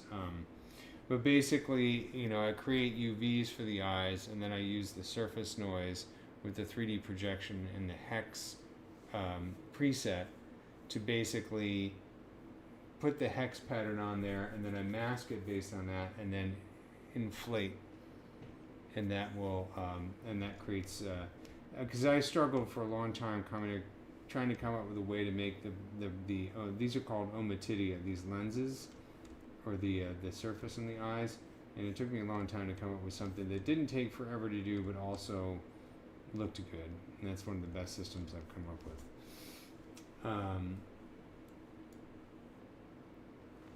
So let's do the mandible. So I'm going to press C to sample this color, and then choose color, fill object, and I'll do the same thing with this one. Color, object. And I'm going to go in here. Same thing I did before. I'm going to do mask by cavity. That's pretty good. Invert that mask and get a darker greenish blue. Fill that.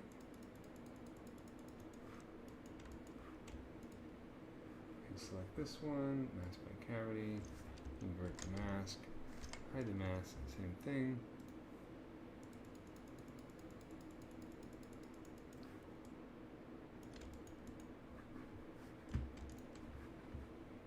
Let's do mask by smoothness. So let's invert that mask, and this one I'm going to put black in there.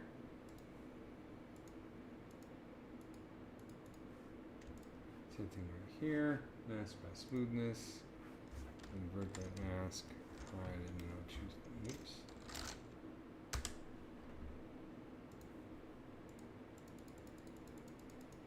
That, and then let's see, mask by curvature.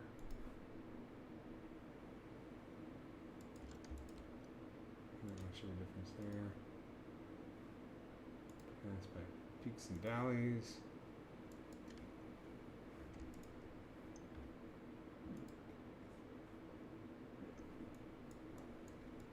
Not seeing a whole lot there. Okay, so what I'm going to do now is I'm going to get some of that blue.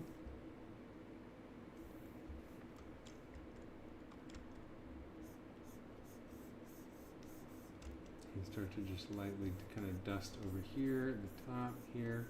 Probably bring in some of that yellow as well.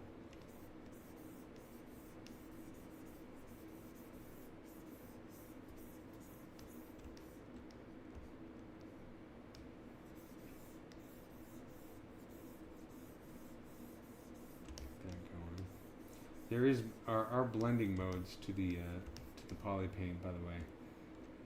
Very obscure, but if you go into the brush palette, and let me see if it's under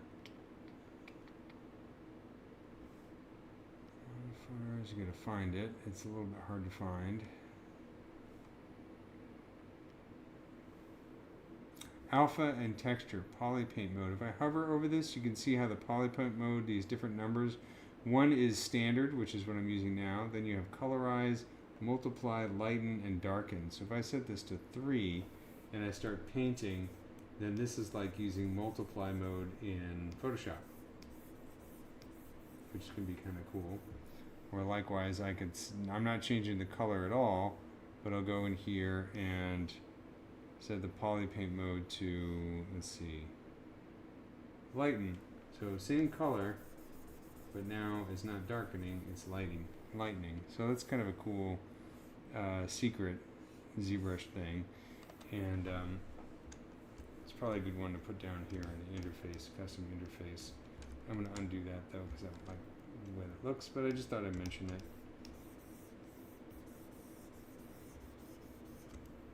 A lot of people don't know that exists. I love poly painting in ZBrush. I've been poly painting my models in ZBrush for many, many years, and I still find I prefer it for doing the albedo or base color. I like it better than doing Substance Painter because the brushes in ZBrush are so much more versatile and sensitive, at least in my opinion.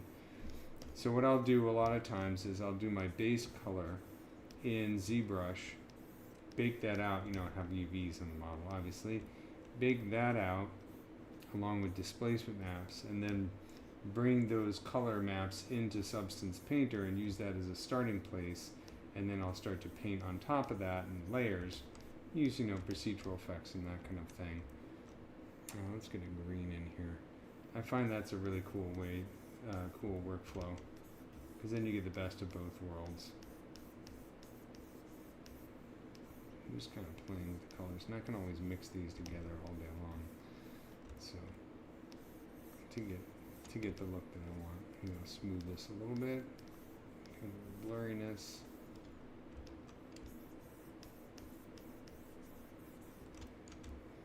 Maybe get a little yellow up here towards the top.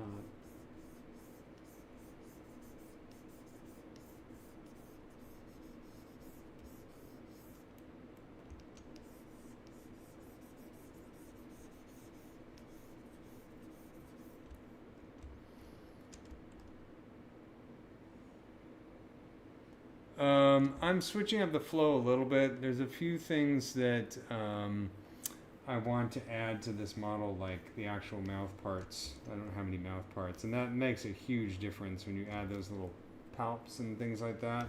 Even if they're just poking out a little bit, it really adds a lot of realism. There's some detailing I want to do to the legs as well, but I kind of want to do that offline because that gets really tedious to watch. So maybe what I'll do is I'll do like a time lapse and stick that on YouTube if you really want to see it. But for the most part, I think the majority of the modeling work is done, and now I'm going to focus on poly paint. Let's do one more redshift render here just for fun. So I'm going to end this for this evening and pick it up again next week.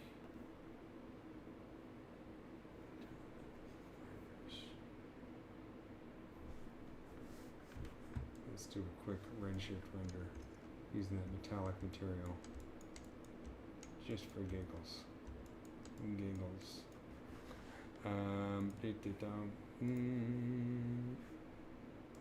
we go.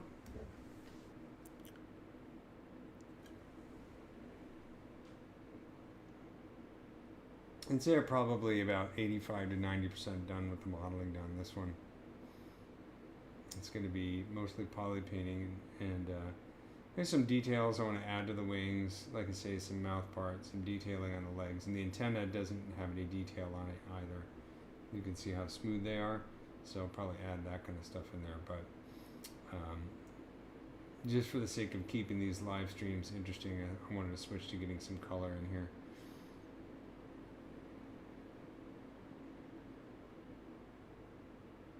Almost there. There we go. Now it's rendering.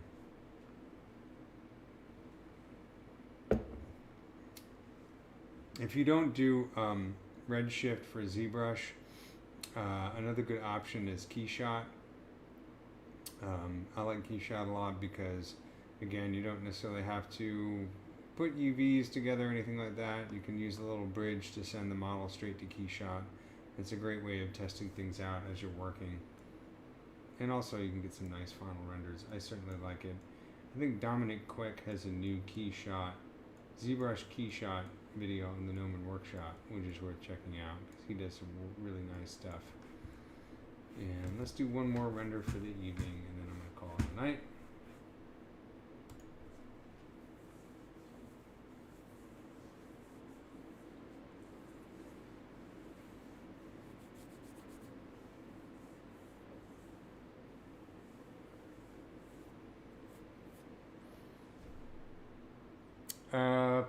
The point count on this, alright, when this is finished rendering, I'll take a look at the final. I know the head is pretty heavy, it's like 22 million points or something like that. Probably more than I need, but that looks kind of nice.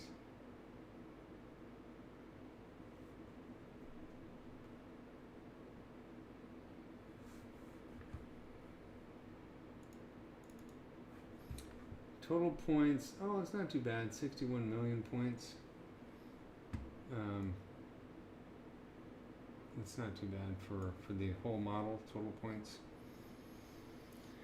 Alrighty, so I'm going to leave it there for tonight and pick this up again next week. We'll do some more poly painting and some detailing. So I hope you guys enjoyed tonight's live stream. And thanks for showing up on Valentine's Day. I know, you know, some of you probably have significant others that are pissed off at you now for watching a live stream, right? In any case, I will see you next time.